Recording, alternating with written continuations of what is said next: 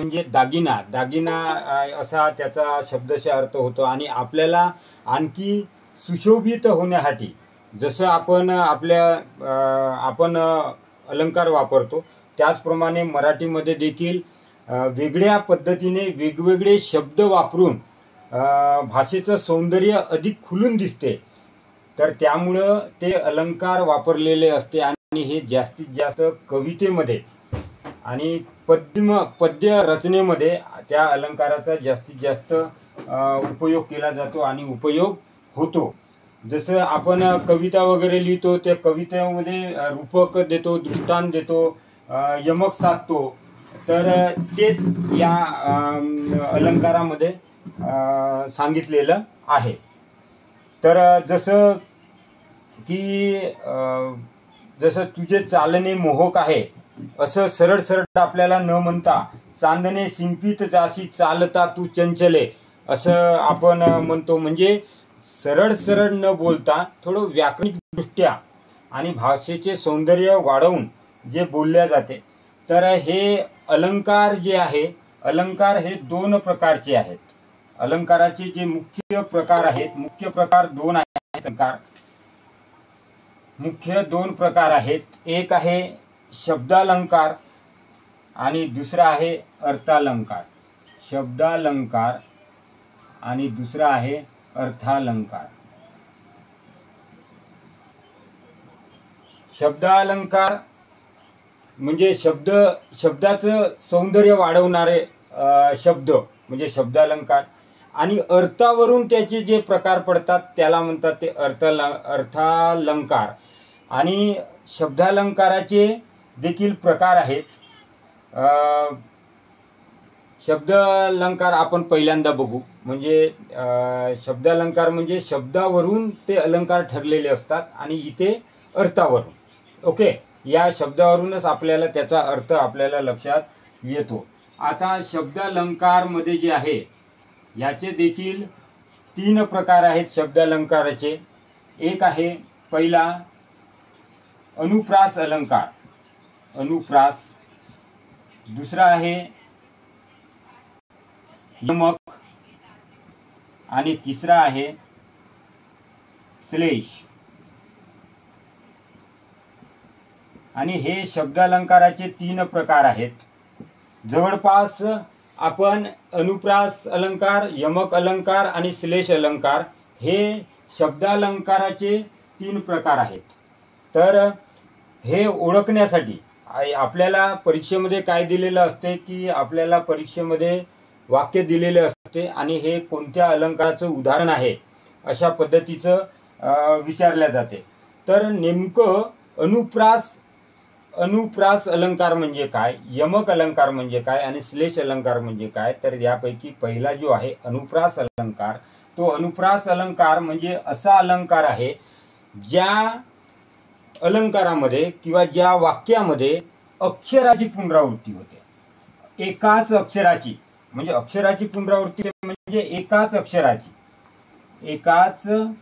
अक्षराची जर पुनरावृत्ती होत असेल तर तो समजायचं की एकाच अक्षराची पुनरावृत्ती जर होत असेल तर तो समजायचं अनुप्रास अलंकार। आता त्याचं उदाहरण म्हणजे कसं की मनमोहिनी तुझा मोहक चेहरा, मनमोहिनी तुझा मोहक चेहरा, मोहक चेहरा। तर इथं या ठिकाणी म आलाय, म वरून आणखी म आलाय, म्हणजे अशी एकाच अक्षराची जर पुनरावृत्ती वाक्यामध्ये जर 2 वेळा 3 वेळा 4 वेळा किंवा 5 वेळा जर होत असेल तर तो अनुप्रास अलंकार समजायचा। जसं काकीने काकाचे कात्रीने कान कापले, म्हणजे क क क क या अक्षराची पुनरावृत्ती होत आहे। आणि अशी जर अक्षराची जर पुनरावृत्ती जर होत असेल, एकाच अक्षराची जर पुन्हा पुन्हा जर पुनरावृत्ती जर होत असेल तर तो समजायचा अनुप्रास अलंकार। आणखी याचे अनुप्रास अलंकाराचे भरपूर सारे उदाहरण आपल्याला लक्षात ठेवायचे, पण लक्षात नेमकं हे ठेवायचं आहे की एकाच अक्षराची पुन्हा पुन्हा जर पुनरावृत्ती होत असेल तर त्याला अनुप्रास अलंकार समजायचं. जसं गडद निळे जलद भरुनी आले, ग ग ग ग याची पुनरावृत्ती झालेली आहे, त्यामुळे ते अनुप्रास अलंकार आहे.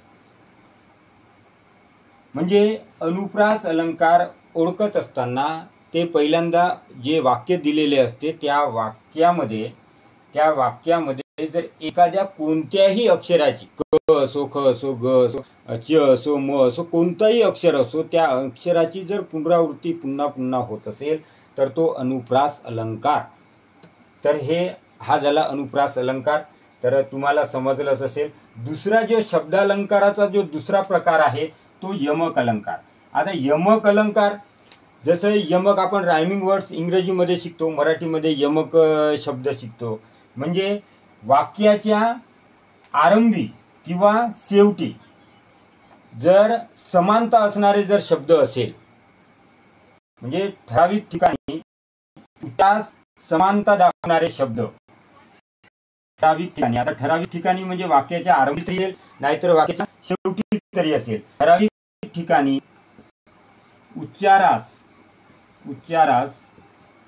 समानता दर्शवणारे. आता समानता दर्शवणारे म्हणजे कसं की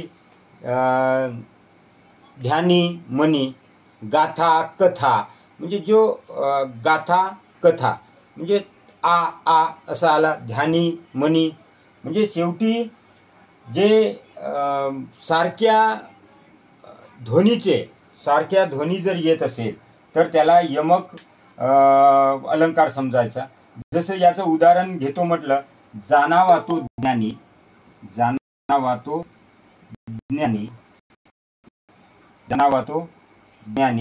पूर्ण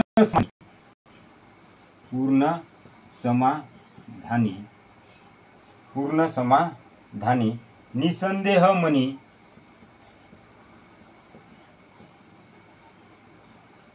सर्व काळ. आता ही जी ओळ आहे किंवा हे जे वाक्य आहे, तर यामध्ये जाणावा तो ज्ञानी पूर्ण समाधानी निसंदेह मनी, म्हणजेच ज्ञानी, समाधानी, मनी हे शब्द आपल्याला काय दर्शवत आहे तर यमक दर्शवत आहे. म्हणजे अशा पद्धतीने जर असेल तर तो समजायचा की यमक अलंकार. जसं राज्य गादीवरी काढी तुझ्या आठवणी, फळा आली माहेची पाठवणी. म्हणजे जेव्हा आठवणी, पाठवणी, ध्यानी, मनी, कथा, गाथा, जे पद्यामध्ये जे काही यमक जोडणारे जे काही शब्द येतात, कवितेमधले जे शब्द येतात, ते सर्व यमक अलंकारामध्ये मोडते आणि यमक अलंकारामधले आहेत. तिसरा आहे आता अनुप्रास अलंकार, एकाच अक्षराची पुनरावृत्ती यमक साधणारे शब्दावरून ठरते. आणि तिसरा जे अलंकार आहे तो म्हणजे श्लेष अलंकार.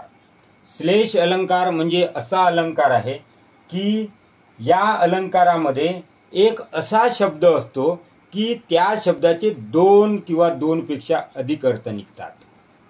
त्यावेळेस तो श्लेष अलंकार होतो. म्हणजे श्लेष अलंकार केव्हा होतो तर जेव्हा एकाच शब्दाला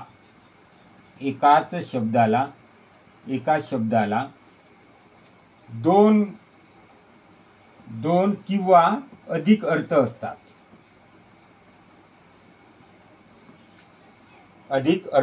त्यावेळेस तो कोणता अलंकार असतो तर श्लेष अलंकार असतो. म्हणजे काय वसंतराव तुम्हाला सुपारी लागते का, तर म्हणजे आपण जर समजा काय वसंतराव तुम्हाला सुपारी लागते का, हो लागते ना. जर लागते तर का खाता, म्हणजे लागते याचा अर्थ म्हणजे त्यांना हवी आहे की ते खाण्यासाठी लागते आहे, म्हणजे हवी आहे की त्याला वर्ज्य आहे. अशा 2 प्रकारचे अर्थ जर त्यामधून जर निघत असेल तर ते श्लेष अलंकार. जसं आपले दादा कोंडके यांचे जे मराठी चित्रपट आहे ते सर्व चित्रपट जवळपास डबल मिनिंगवाले आहे. म्हणजे श्लेष अलंकार म्हणजे डबल मिनिंग. समजून जायचं की एका शब्दाले 2 अर्थ लागलेले आहेत, म्हणजे एका शब्दाला दोन किंवा अधिक अर्थ आहेत. आता जसं आता जे उदाहरण सांगितलं आपण, काय वसंतराव तुम्हाला सुपारी लागते का, म्हणजे लागते याचा अर्थ असा की हवी आहे एक गोष्ट, दुसरी गोष्ट की ती खाल्याने आपल्याला भोवळ येते किंवा चक्कर येते, म्हणजे लागते म्हणजे अंगाला लागते असा त्याचा अर्थ. असे दोन अर्थाने येत असल्यामुळे त्याला श्लेष अलंकार म्हणतात. जसं पाणी, पाणी म्हणजे जीवन, पाणी म्हणजे पिण्याचं पाणी. अशा पद्धतीने जर एकच शब्द, जसं सूर्य, सूर्य म्हणजे सोबती आणि सूर्य म्हणजे तारा, असे तो जर शब्द त्या वाक्यामध्ये जर आला आणि डबल मिनिंग ना आला आणि त्या शब्दाचे जर दुहेरी अर्थ जर निघत असेल, तर अशा वेळेस आपल्याला ओळखायचं की तो श्लेष अलंकार आहे. तर त्याचा एक उदाहरण आपण पाहू. आताच उदाहरण बघितलं, काय वसंतराव तुम्हाला सुपारी लागते का, काय वसंतराव तुम्हाला सुपारी लागते का, तुम्हाला सुपारी लागते का, म्हणजे लागते या शब्दाचे इथे दोन अर्थ होत आहे. लागते याचा अर्थ म्हणजे तुम्हाला हवी आहे का, हा एक अर्थ. दुसरं, ते खाल्याने जर आपल्याला चक्कर येत असेल किंवा भोवळ येत असेल असा हा एक दुसरा अर्थ. म्हणजे असे दोन अर्थ जर होत असेल तर तो श्लेष अलंकार राहील. जसं दुसरं एक आपल्याला उदाहरण घेता येईल, ते म्हणजे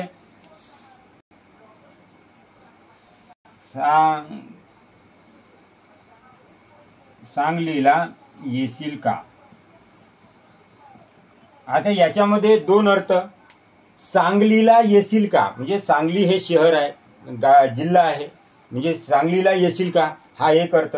दुसरं, सांग लीला येशील का, म्हणजे मुलीला किंवा स्त्रीला म्हटलेलं आहे, सांग लीला येशील का. म्हणजे असे एकाच शब्दाला जर दोन जर अर्थ येत असेल तर तो समजायचा की श्लेष अलंकार आहे. तर शब्द अलंकाराचे आपण तीन प्रकार बघितले आणि तीनही प्रकार तुम्हाला समजले असेल असं मी समजतो. अनुप्रास अलंकारामध्ये एकाच अक्षराची पुनरावृत्ती होते, अक्षराची पुनरावृत्ती होते, त्यावेळेस अनुप्रास अलंकार. यमक साधने, यमक म्हणजे तुम्हाला समजते, जाणावा तो ज्ञानी, समाधानी, मनी, तर अशा वेळेस तो यमक अलंकार राहील. आणि श्लेष अलंकार म्हणजे एकाच अक्षराचे नाही तर एकाच शब्दाचा दोन किंवा अधिक जर अर्थ लागत असेल तर ते श्लेष अलंकार आहे. तर हे तीनही अलंकार तुम्ही लिहून घेऊ शकता. अनुप्रास अलंकार, यमक अलंकार आणि श्लेष अलंकार हे शब्द अलंकाराचे तीन प्रकार आहेत, लिहून घ्या.